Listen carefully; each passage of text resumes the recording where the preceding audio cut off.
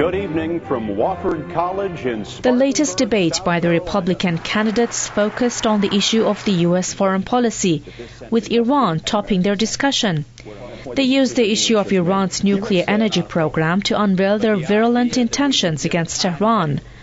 Most of the candidates said if they get into the White House, they will try to confront Iran by trying to topple its government. To do so, some of them even went as far as saying they would resort to terrorism, systematic assassination of Iranian nuclear scientists, and covert sabotage of the country's nuclear facilities.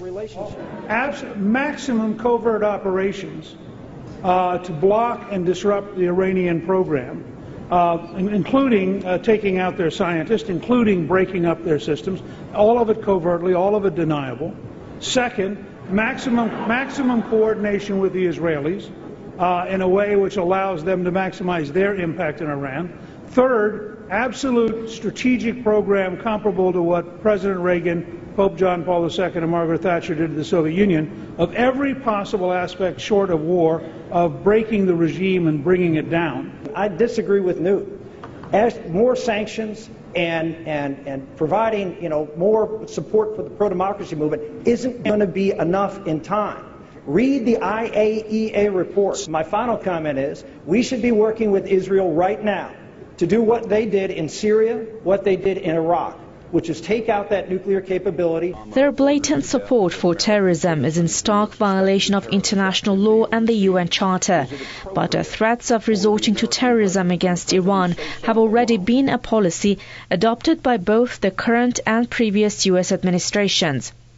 Tehran says it has undeniable documents proving Washington's involvement in anti-Iran terrorist activities.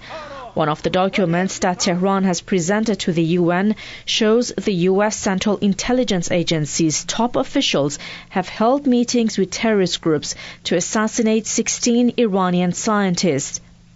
Iran has been accusing Washington of close ties with terrorist groups such as the MKO, PAJAK, and the Los Angeles-based Iran Royal Association, directing them to kill Iranian scientists or carry out terrorist operations inside the country.